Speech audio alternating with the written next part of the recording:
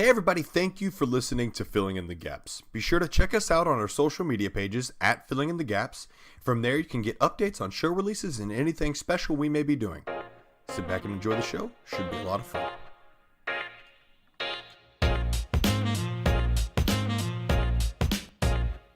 Hey everybody, welcome out to another episode of Filling in the Gaps. My name is Rich. I'm from the great state of Ohio, joined as always by the illustrious, the beautiful, and the bald Cam from down in the great state of Texas. I'm just kidding. Cam, do you want to be known as having lots of hair or having no hair? I want to be known as the number one sex pot, Cam. Yes. Yep, that is him, the number one sex pot, Cam. Now, also, Cam, we have a little bit of a special guest for our 20th episode. We're doing something a little bit different, a little bit special. Cam, you want to intro our special guest today? Ladies and gentlemen. He's very special. He's also. super, really super special. We actually just pulled up on the short bus.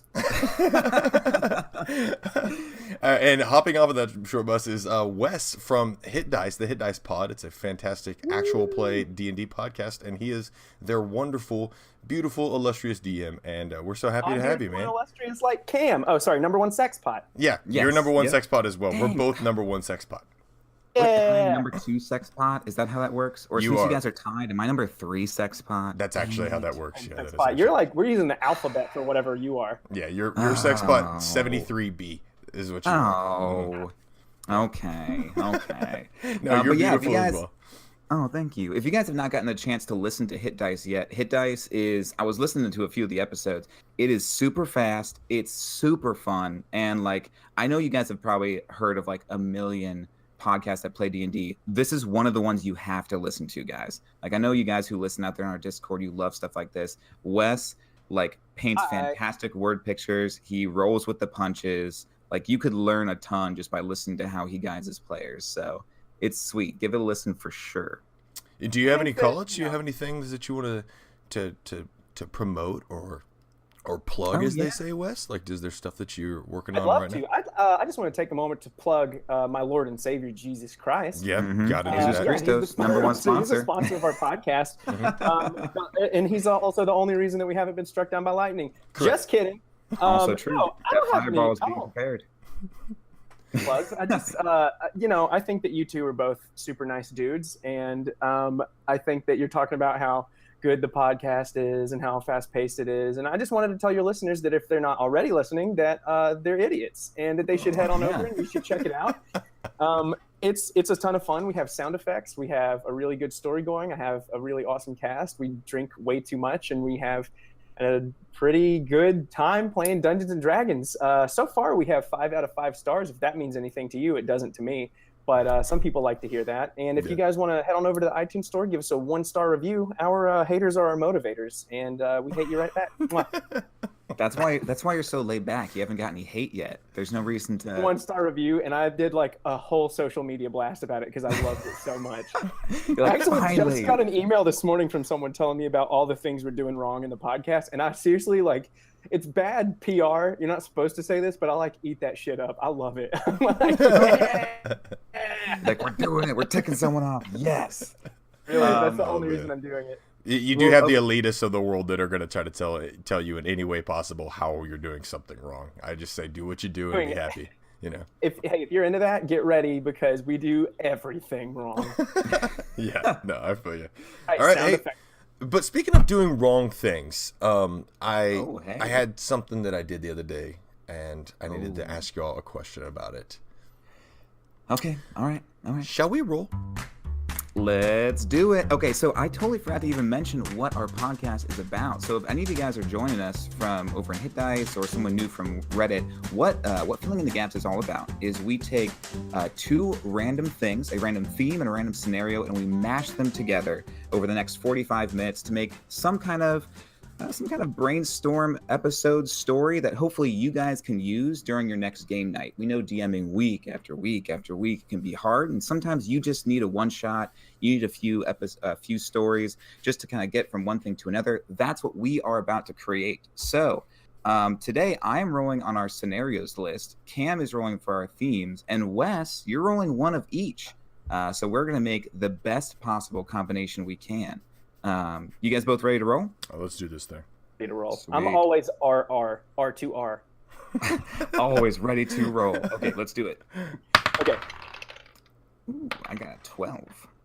Ooh, I got some good ones. Nice. Okay, so mine is a laboratory for number 4 on themes. What was your theme for your role, Wes? At the Feywild. You know, here's my thing though. Here's my thing, right? So I get to pick between the two. Is that correct? Yes. Yeah. Wait. Are Can you we one do to do scenario? both? Do we have to? No. Whoa. Hey. Okay, guy. All right, guy. I'm okay. I'm a smart boy.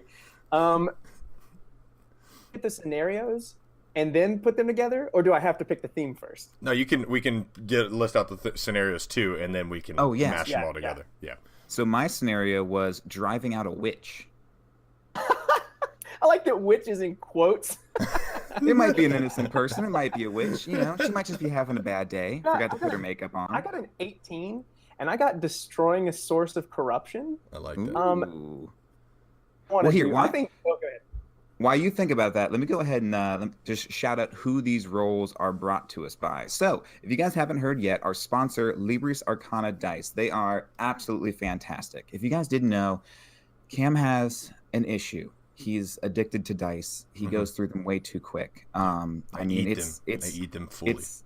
It's sad. Like sometimes it's like I don't even know who he is anymore. But thankfully, Libris Arcana Dice, we found them when we needed them most. And they've been sending us either one random set of dice every month or 3 sets of dice every 3 months. And they've been giving us 25% off our first order if you use the promo code of FITG for filling in the gaps. So if you guys know someone, I'm sorry, guys. If you guys know someone like Cam who has a problem with dice, make sure you go to librisarcanadice.com. Okay, I'm sorry, guys. I'm going to cool down, take a sip of water. That's just, every time I talk about it, it's too emotional. This is my burden that I put on the show, and I apologize. And look, we can all talk about it later, but we got stuff to build. We got a story to build. So, with that being said, Wes. Now, if you wanna continue supporting Cam's bad habit so that you can feel better about your own, head over to Libris Arcana. Get yourself a couple of dice. They can keep sending these guys some. Exactly. Yep. How's that sound? Nothing like shifting Gil. I think Gills. I think the Feywild is baby food child shit, and it's too easy. So I'm gonna do a laboratory and destroying a source of corruption. Laboratory and destroying a source of corruption. Who are those brought to? Okay, so Molly brought us laboratory. Thanks for that recommendation, sir. And then destroying a source is done. Molly and done. 2 of the favorites. Perfect. Yeah. Okay, so let me ask you this. The favorites, I love it. Yep. They are. Hey, you know, Molly, you're everybody my boy. Else. Yeah. Everybody else though, you'll go to hell. No, I'm just kidding. Oh, sorry about that. I didn't know the rest of you guys were listening. I wouldn't have said but Wes, let me ask you this. Okay, so either when you think of laboratory or when you think of destroying a source of corruption, what immediately pops into your head? We were talking earlier about how you're kind of an ad-lib DM a little bit. What word pictures are you seeing right now? Well, the first thing that comes into my head is I don't like the idea that it's like potions and an alchemist. I like the idea that Dungeons and Dragons laboratories, that science and magic coexist, and that they are the same thing, because the study of magic is sort of like the study of science, and I think that it's quicker to get readings. So I like the idea that there are like shrines in this place, and that there are tables that have glyphs marked into them already, and that things maybe are bubbling, but you can't tell where they're coming from, and that the ingredients are already moving, and that there are always these spells that are already in action. And so I would say that like one of the hardest things about destroying a source of corruption, if you will, would be getting it into the laboratory itself. Okay. Ooh. Like that. Okay, so you're saying that the laboratory attached to the source of corruption, that the laboratory is the cure. You've got to get into the laboratory. Because the way that I imagine the magics in Dungeons and Dragons is, especially with rituals and stuff, like the players are always casting spells. And is it okay that I talk specifically to Dungeons and Dragons? Yeah, that's fine. Oh no, that's fine. That's fine. Okay, great. I think that the players can cast these spells, and that they do have to have these components. But in like a laboratory, they're constantly there and they're constantly being used. You know what I mean? Like it's already set up. And I think that there is a magic that exists that is infinite, that is outside of the spells in the player's handbook. And I think a lot of people don't touch on that. And so when I'm in places like this laboratory that we are inside of, that's where I like to really like show my chops and start coming up with things myself. And I like to imagine that whatever is going on in this laboratory doesn't need to be bothered. And it's set up so that it can't be bothered. but we need to get into this laboratory in order to get rid of this thing or break this thing or purge this thing that we have in our hands or maybe our packs. I gotcha. I like that. I like it. What if the source of corruption is coming from within the laboratory, and it's sort of like an older, like it's sort of been created from a long laboratory and take this thing out. And yes. We're trying to get back in. Right. So, like, what direction do y'all want to go with that in terms of like the story? Would y'all want to try to take something in, then use the components of the laboratory to destroy that source of corruption, or is the source of corruption emanating from the laboratory itself? Well, I mean, I guess it's more of like a. So we're looking at what was that game, The Last of Us, where technically you've got this person who has like this cure, and I know no spoilers for that game because I usually spoil games. But you got this person who has this cure attached to them, and you're trying to get them somewhere. Right. Are we wanting to have more of a like people are trying, because a source of corruption, it could be that everyone knows that this person is a source of corruption. But maybe it's either one of your players or it's someone so you're trying to get them safe so you can cure them without having to kill them. Or is it more of a you're wanting to run like a espionage, break and enter, like tightly packed corridor combat mixed with these weird rooms of experiments being let out? It's exactly that. And I think that, I mean, in my head at least, it would be this, whatever this source is, the corruption came from within this laboratory. And because of this person wanting to keep it secret and keep people out, it's much harder to get into. And you have to return this thing, and like something has escaped, something has gone wrong in this laboratory. And it's like a really advanced one. It's not like a school chemistry lab or anything like that. It's like big time mage who has a lot of these secrets, and this wasn't built to keep people out, but it was built to keep the things in, and something managed to get out of this and affect the party. Yeah. Yep, I like this a lot. I like this a ton. What we try to, it's a weird thing. Well, it's not weird, but we try to give each episode sort of like a centerpiece monster to sort of work around as well. I feel like that moves things along pretty well from a story perspective. And you can leave little hints throughout. What kind of monsters could we sort of incorporate into this type of scenario?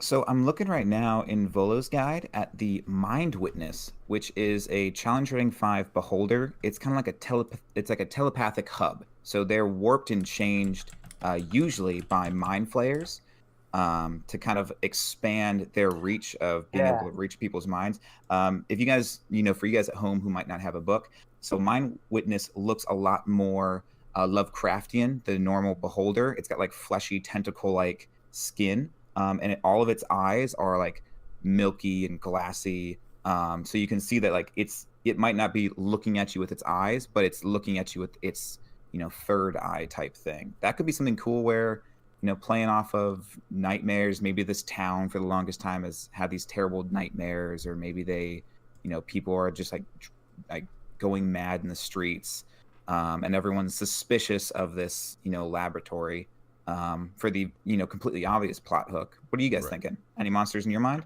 Yeah, I think that anything that, I think that we've already established that this laboratory is well known and that it is a big deal, and whatever mage is behind it is doing big things. And I think that there are a lot of creatures that are drawn to that. And I think that there are both intelligent, critical creatures that would be looking for it, like because they can read books. And I think there would be other creatures that are a little more primordial, that are just drawn to it out of a sense of like instinct. And I think that one of the smarter creatures that might show up are arcanoloths, and they knowing that these things are starting to seep out, they're hoping to tap into that magic. Arcanoloths are like coyotes or foxes, and they can stand on their hind legs. And they're like mages. They're like natural mages. And they like do a lot of mind magic, so they can do like magical darkness, and they like to hide out in magical places and trick you with their magics into like scaring you away. And so seeing a weakness, maybe they might see this thing escaping as a weakness, and so they're trying to get in and take this place and use it as a home. Ooh, okay. One more thing I flipped to in Mordecai's, and for me this feels great with a laboratory. I was flipping through like the demon lords, and one of the ones I found was Jublix or Jubiblex. I don't know how to say his name. Yeah. He's essentially the demon lord of slime. So what if, and just throwing this out there, what if the lab, like, think of like a nuclear reactor going critical. what if you're in this town and this like siren just starts blaring, and you hear all these people running, and you look and you just see this huge bubbling, moving puddle, just kind of like going through this compound, and you've got to like break in and get to this portal where they summon Jubilix, and when you like turn it off, it like vacuum sucks him back in. Then you could work with is it Ooblexes? You could run like Ooblexes, which are kind of like slimes that impersonate people. Ooh, I like that. Check this out. Okay, ready? Can I jump in? So what if the item, whether it's a person or an item, is like a direct line, a direct connection to this portal? But the closer you, like, the further away you are, the weaker the oozes and the ichors are, but the closer you get to it, the stronger the magic grows. And so in order to close it, you also have to open the portal just a little bit more. And so things get like more and more difficult the closer that you get this thing, because it's becoming closer to its source of power. And so it's like give and take, and you have to make this decision of like, well, we could just stay out here and this town could just be infested, or we could try and shut this thing down and potentially bring a demon lord like into this town. And then on top of that, I had this thought while you were talking about like the oozes and the ichors. So you get through this whole thing, and I might be jumping a little bit ahead, so no, go ahead. Me if I am. But you get to this final room, and the entire thing is enclosed in an ichor that you have to get through. Like one of the oozes has like completely overtaken this room, and you have to push your way through it to get into the middle. Like if you're able to get into this final room, you know what I mean? And so it's like eating your armor and it's eating your weapons, and like someone's gonna have to make that sacrifice to get inside, or get really clever and find a way in. Yeah, I love that. I like the idea of this. It's like a gradual growth towards a crescendo of the story, where you are slowly but surely providing more and more tension for your players as you're having to open that portal and still have those chances of like, oh my god, if we open this a little bit more, does this guy come out, or does this all just go to shit and we lose everything that we work for? Right, and I think that challenges like this, a little bit of real time gets to play into it. At my table, at least, I love playing real time, and I love for it to feel like there's a counter, like someone's keeping tallies. Because leaving your players in the dark isn't fun. You know, that's not fun. You always want to hint to them a little bit. And so the way I would set this up is it's a success and failure thing. And so if you fail so many times, it's done. Like you open the portal if you're close enough. And if you want to get enough successes in each of these rooms would be considered a success or a failure, you know, based on like how you handle it and what happens next. And like you could trigger things that make it way worse, or you could make like the laboratory could become more unstable, or the monsters get closer and they're able to like draw more of that power, which makes things like a lot worse for everybody. Or you're able to like find this Arcanoloth that's in magical darkness and kill it, and so you stabilize the magic a little bit, and that's the success, you know? We actually do explore a lot of sort of skill challenges like that on a bunch of these episodes. It's actually happened more than one, where it's like real time with a timer on the table, creating like a sense of tension in real life inside of the game at the same time. I think it's a really fun way to do it. One time it was like there was like one puzzle on the table, and you pass the puzzle back and forth, but whoever has the puzzle on the monster's turn gets attacked. So like you're just like throwing this puzzle back and forth, trying to solve it so you can close this portal. I actually have, and this is a little bit of a plug, so forgive me, but I have a custom adventure written that deals with a timer being on the table the entire time. And I don't want to give too much away, and I don't want to pitch too much. No, go ahead. But there's a magical item that you have to use in every room, and you only have 15 real-time minutes to use it before it goes out. And in order to, we'll say, start it again, you have to sacrifice something every time the timer runs out. And every time the timer runs out, something worse happens, and the dungeon crawl itself gets harder. And it's really, really fun and super, super hard and like hella stressful. Well, dude, first off, share that with us, and then we can 100% share that. For sure. It's called Last Flickering Light. Okay. Cool. I wrote it some time ago, and it actually just got a makeover, and it's looking real pretty. I'll send you guys a copy for free so you can check it out. Dope. That's awesome, man. That'd be amazing. Thanks, sir. Well, that's the thing though, is like when you create those tension moments for your players, they it's the biggest thing is they begin to think. And what we always say on the show is, if they're thinking, you're doing your job right, and you're making them always have to think one step ahead. Where am I going? So what am I doing from this point to this point? So it's a Go ahead. narrative tool. It helps them Yeah. invest more, you know. And when Yeah. they're stressed, if they're like actually stressed, that's a good thing because they're like invested and they're interested. And it's not just like, well, it's a roll of the dice and sometimes things don't work out. Yeah, no big deal. I wasn't really too attached to this, anyway. Yeah. Yeah. Okay, so as you guys have been talking, some Yeah. things that I've looked through that could be additional cool creatures or settings if you give them a little bit of a flavor twist is the Roper and Piercer, classic D&D Fun. villain. Yep. So with an ooze flavor to them, you could have this like ooze that has up to 6 tentacles that can grab individual players and have their own like attacks. Piercers can fall through the ceiling, so you have these like ooze stalagmites with like these eyes and organs floating inside of them. Shadows can kind of like mold into the floor and slink around, so that could be like an ooze that just pops up.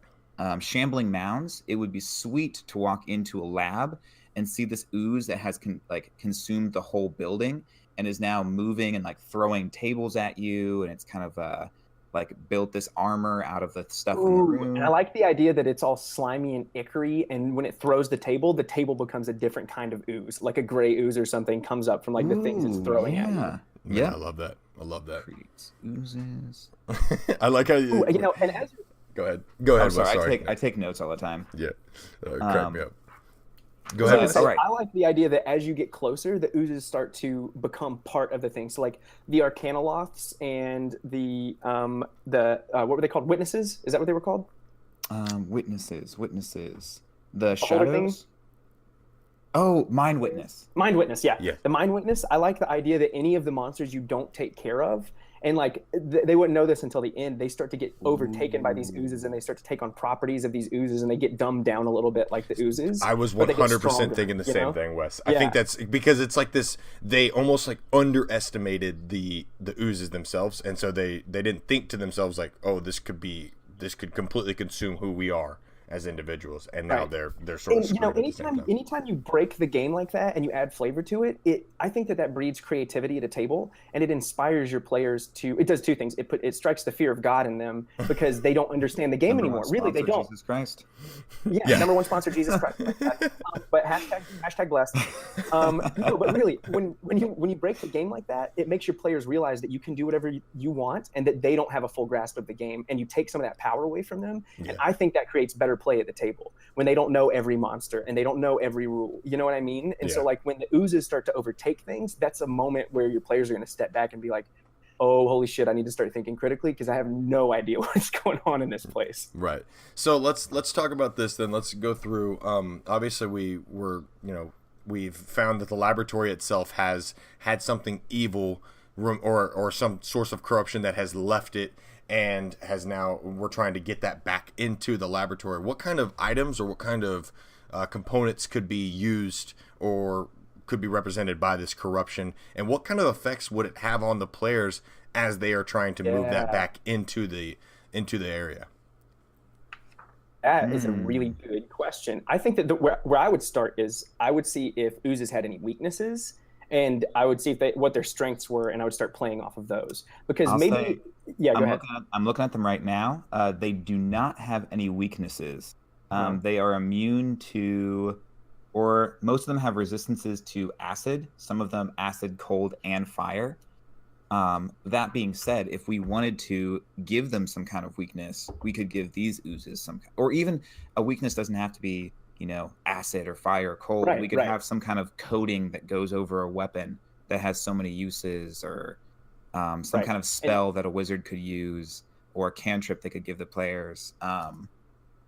There's got to be some, in case of emergency, break glass, thing that they could give them. Like, or not. I feel like my brain automatically goes toward like ooze in a jar, and I feel like that just doesn't cut it because like we have this really incredible thing happening right now. And so I almost want it to be some sort of shard that like creates the ooze. You know what I mean? That it's like, even though it seems like there's a really thin coat of this stuff on it, it's constantly pouring off of it. Yes. And you can like drench your weapons with it, but it comes at a price, So like maybe it gives your weapon cold damage or acidic damage, but it also eats away at your armor or something like that. Like your AC drops as long as you're using it, something like that. I like that. I like that a lot. One thing when we talk about weaknesses as well is weaknesses to maybe they don't always have to be physical. They could be mental as well. So like maybe there's a fear maybe there's an item that your players have that causes this ooze to sort of become dormant in like a very close vicinity. Okay. Check this out. I think I got it. Ready? Mm-hmm. Go ahead.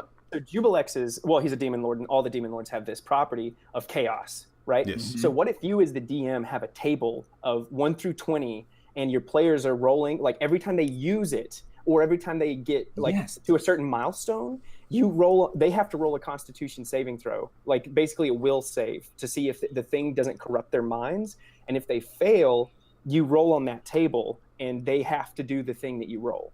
Like if it's throw your weapon across the room, if it's scream, if it's put out the torches, whatever it is, and each time they fall for it, like each time it corrupts their mind, the DC gets harder. So it starts like really small, but each time it like creeps into their mind, it gets harder and harder to beat it off.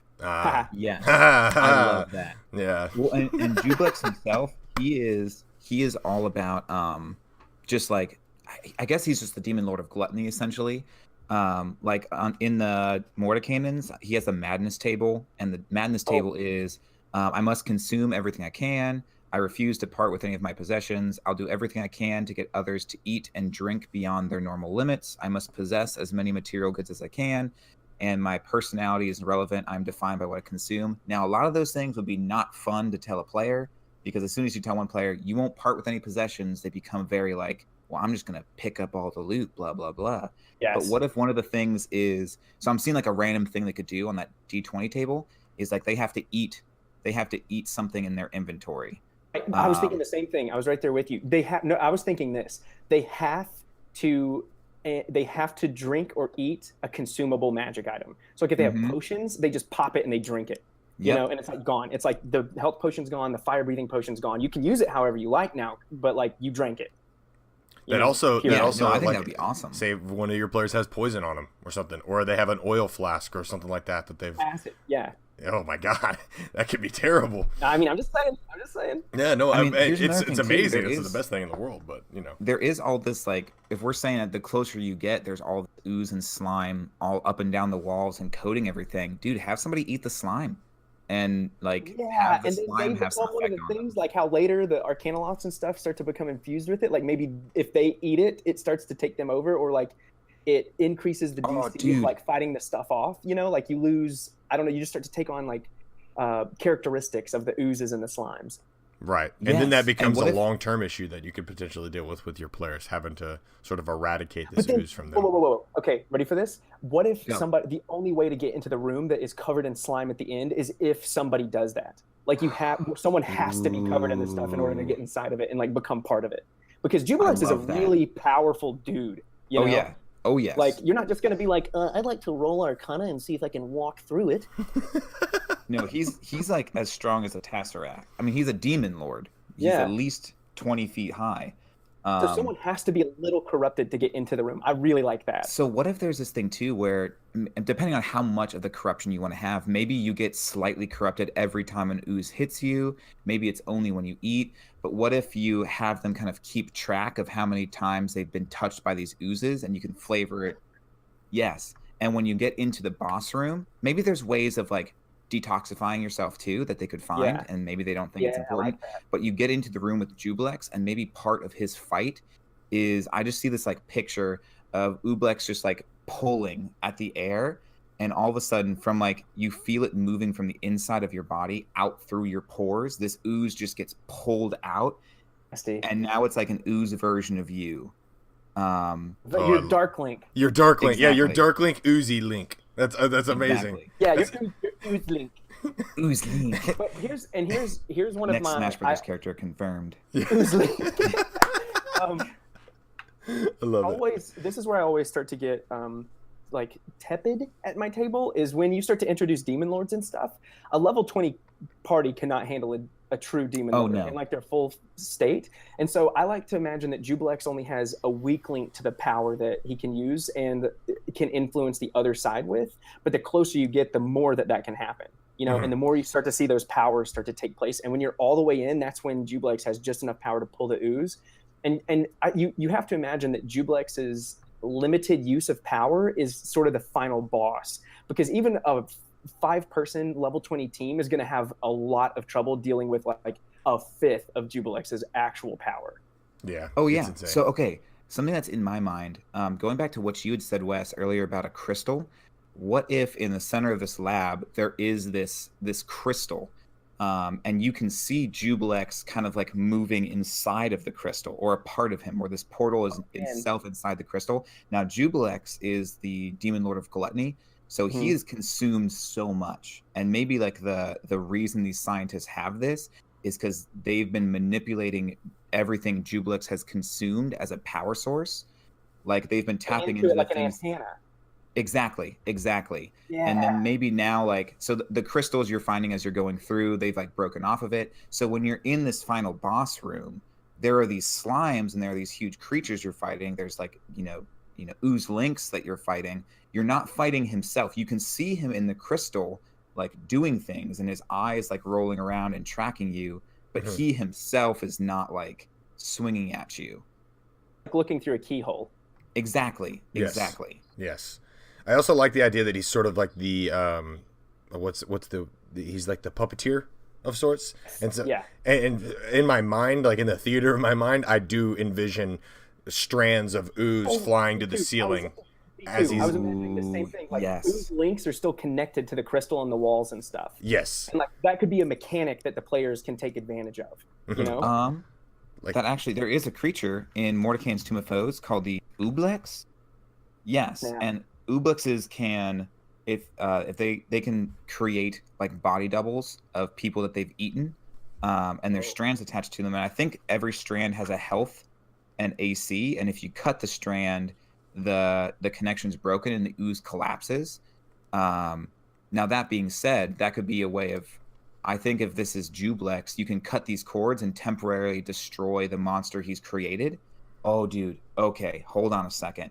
Okay, so from the ceiling, there's all these little tendrils that hang down. And at first, you're just fighting, like, humanoid-looking oozes. Right. Then maybe you fight, like, one that's bigger and it's a troll. What if a sudden, like, your players are catching on? We don't need to kill the things. We just need to cut the strands. And then all of a sudden, like, it starts getting smarter, so it makes one big strand, and it pulls up, like, this ooze dragon. Yeah. And that dragon's only going to be there for, like, a round. And it's not going to have, like, any fire-breathing attacks or anything like that. Maybe it has, like, an ooze spray. But they still have to just keep cutting these cords over and over and over again.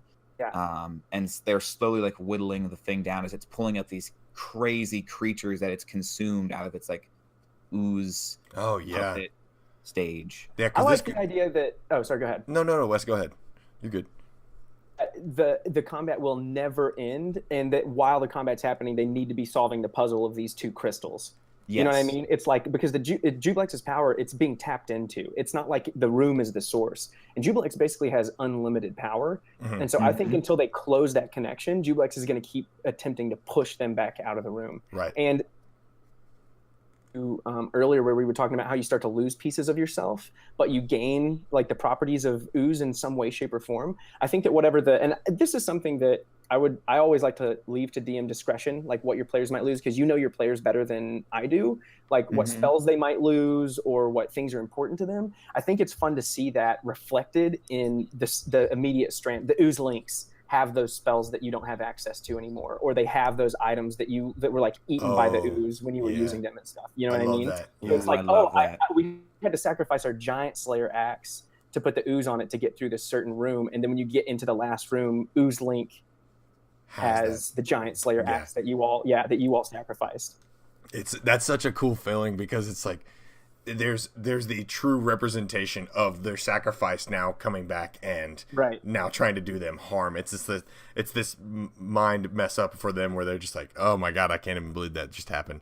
That's the kind of stuff though that when you have those mindsets, when you're the DM and you do those little things, it makes your player feel more engaged, because they are now even more a part of your world, because other things are using the items that they've created or that they have sort of grown accustomed to owning. And so I love that. I think that's amazing. And I think that there's also a really important mechanic in here that we are starting to fall away from that I would hate to lose at the end of the adventure.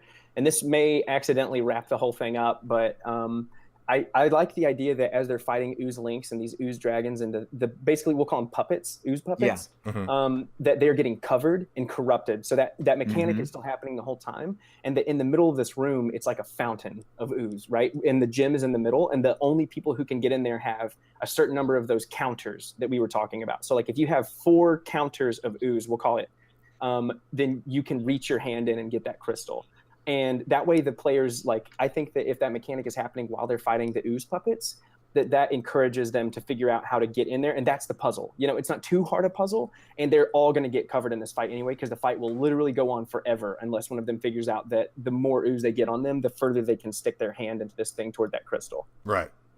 Yeah, I think that's the way that should end, because it gives you the ability as the DM to have a good, fun, unique, interesting combat while also still providing them little breadcrumbs of, you reach your hand in and you feel an invisible barrier stop you 2 inches before the crystal, or it's just too thick. But then like maybe as you're getting covered, your feet start to sink further into the floor, and you like, you know what I mean? Yeah. Like you start to become more of the ooze and less of like a platform that you can walk on, and you start to like go to this world that these oozes are coming out of. You could even say that as you reach in, like without enough corruption counters, like you take a certain amount of damage, even if it's just 5 points of damage. And then when you pull your hand out, you like the ooze that's on your hand doesn't sting anymore, and it kind of seems to like seep. You even like kind of look at it, and it kind of eats its way into your skin or seeps its way into your pores. Yeah. Well, now let me ask you this, guys. As we sort of wrap it up, right? We've gone from the thing escaping the laboratory to the players bringing that source of corruption back into the laboratory, fighting their way through the laboratory, dealing with Jublex and all of his different puppets and things like that, getting to the crystal. What happens when the player grabs the crystal? What happens, like, how do we sort of put a little bow on this guy?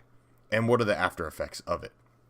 Yeah, that's interesting. I think the after effect should be a slightly comical, you know, all of this ooze is everywhere. It's on the ceilings, it's on them, it's in the floor. I think that whatever might happen, it just loses its magical property, and it's sort of like getting slimed at Nickelodeon. Yeah. Like, you know, it just falls on you. Yes. And, but I'm not really sure what would be a satisfying way to, so you have this one crystal, right, that you found outside, a shard. That Jublex is seeing outside of, and we have established that they are essentially connectors, antennas that feed off of and are a source of Jubelex's power. And as they get closer, it increases his power, but you need them to be close. So maybe it's like a nuclear bomb. Like when they slam all of the parts together, it's just too powerful, and they can't contain it anymore. That's exactly what I was thinking. I was thinking you're like somebody in the party just grabs both of them, smashes them together, and this explosion happens essentially, and all of the sentient goop becomes just Nickelodeon slime, like you were saying. It just here's what I like to do though.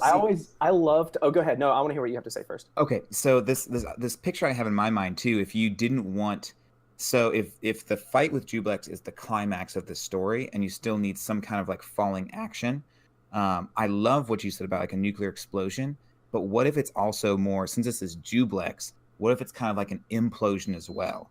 So sorry, my coffee pot's beeping at me. So you put these crystals together, and all of a sudden, like, you hear this like reverberating, low, gurgly scream, and all of this ooze now starts getting pulled, and everything connected to ooze starts getting pulled slowly and quicker and quicker towards. The more counters of ooze you have, the higher the DC is to not get pulled into this portal with Jublex. As this implosion is happening. Yeah. Well, and you could even do I would say do all of this theater of the mind and just have it be rolls, but have it be like you're running through hallways, like through ooze that's getting like pulled past you. You're like, maybe you say like there's a scientist who's just completely submerged, and you see him like screaming underneath this ooze as he's getting pulled in.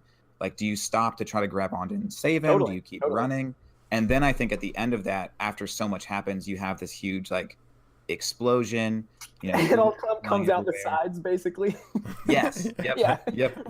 And like floods the town around it, and like all of the bad decisions you made are kind of just like out in the streets, covered in slime for everyone to see. Yep. It's like, oh hey. Ooh, there's that scientist we didn't say. Yeah, don't kill me. He's everywhere now. Oh, that's the best one. That's the best way to go for sure. Absolutely. The implosion. Wes, you did have an idea. Was that close to what you were thinking That of, was or it. what? I was going to say I like to scare my players. I don't like for conclusions to be final. I like for conclusions to also be an encounter. And so I was going to say either Jublex, the power does open the portal just for a moment, and Jublex is reaching out, and they do have to fight the actual Jublex for like a round of combat. But I like the idea that it's imploding, and Jublex is trying to pull them in more. Like I like that idea of like the slime getting like it's all returning to like the source, you know, and the players are having to fight from becoming a part of that too. And since some of them already are, I do still like the idea that even as they're fighting and they're talking to the scientist and they're running out of this building and down this hallway, that the people who took on the corruption more, because you have to imagine at that point the players will have figured out that the corruption gives them power. I like that there's that consequence, like, and now you're going to pay for it. You know, like you took on these things, and it's not all like sunshines and rainbows and puppy dog kisses. It's like now you have to pay for the corruption. Like you corrupted your body. Like you were using a demon lord's power. Like of course there's going to be like a repercussion. Exactly. I love it, guys. So what I want to do, so what we do generally, Wes, is we do a summary. So I'm going to do sort of like a summary of the full story. And then we do what we call a synopsis. And it's sort of what that is like a, it's really stupid now that I say that name out loud, but no, stupid Cameron, come on. Embarrassed. God. We're in front of professionals, Cameron. So essentially what that synopsis is, we just take like a section of that story and then you would present it the way that you present it to your players. So like, you know, you walk into the room and so on and so forth, and this is what happens and so on and so forth. I'm so excited about it. I was going to say, since you are our guest this week, would you be interested in doing that?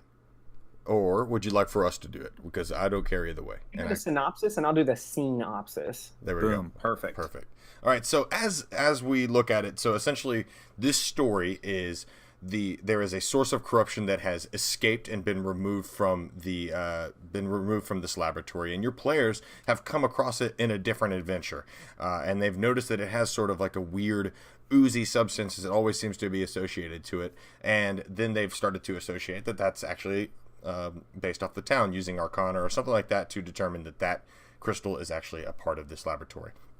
People and scientists tell them that they need to get this inside and bring these two together to actually close this portal. And as they start to get inside, they start to take on the corruption of the slime. They start to becoming more of Jubilex, and they start to sort of encounter a bunch of the different beasts throughout the laboratory and all the things that he's creating, and until they finally have one final sort of fight with this crystal that is housing Jubilex, and he's using everything he can to sort of consume them, because he is the Lord of Gluttony.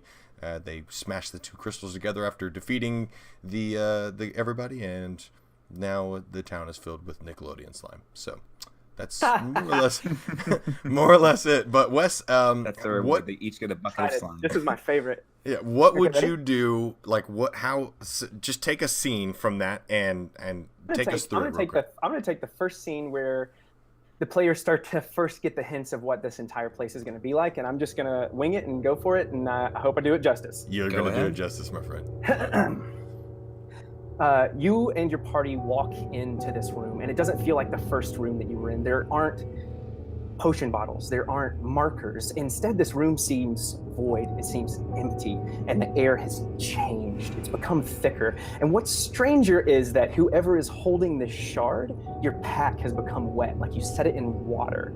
And there's a smell almost as soon as you realize that your pack is wet, as it seeps into your clothes. And it's coming from a very particular pocket, or from your hand, wherever that crystal shard is.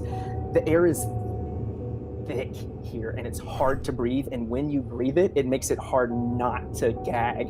The air is changing, and it hurts your lungs as you breathe, but you notice that you're not the only thing breathing. The walls are breathing as well. They're moving, they're dripping, and they're starting to pool around your feet. As you come into this place, you notice that everything is solid. It's like a black ichor or blood is dripping down it, covering the ceiling, the walls, and the floor. The only thing that isn't as potent as all of these things and that stands out is a giant floating eye that sits on the other side of the room, watching you patiently. I love it. Ooh, so good. Man, I was like sitting there just going like, okay, so my character does, and I was like, wait, we're not I playing. throw up in my mouth. Yep. I just pooped my pants a little bit. See, I was thinking about how the air is thick. Yeah, like two C's, THICC. 2 C's thick. For Yeah. sure. Also, I love the pulsating walls. Like the breathing of the walls is a really, really cool little touch of it all like that. So, ladies and gentlemen, give a round of applause for Wes while you're in your car or wherever you're at, listening. Just clap. Yeah, just start clapping. as they hit the 1-star review from my podcast. Yeah.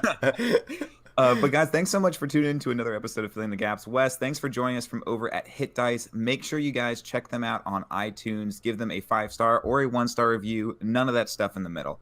Either a 5 or a 1. Yep. Wes, thanks for joining. We will see you guys. Can I just say, this was really fun. I really enjoyed this. Thanks, man. Oh. It's a blast, isn't it? Thanks, It's dude. such a good time. It's super fun. I didn't know what it would be like doing it myself because I've heard a few episodes, but like, I would gladly do this again. That was a blast. Oh, that's Dude, awesome, we'd love to man. have you We'd back love to have you sometime. back. Yeah, for sure. I think I'm we'll have to definitely think of going to be something using we could this do. in like somewhere, like aspects of it within my own campaign because this is a really cool idea. Yes, Dude, it let us definitely know when is. you do. If you need 2 guest voices to show up and to be Ublex or Jublex, we will do that for sure. Okay. That'd be amazing, man. But guys, thanks so much for listening. We will see you guys on next week's episode. Make sure you go and check out HitDice is starting a new chapter of their campaign, so make sure you catch up. They're starting chapter 3, so make sure you listen back through chapters 1 and 2. I will see you guys next week, and hopefully this episode helped you guys to fill in the gaps on your game night.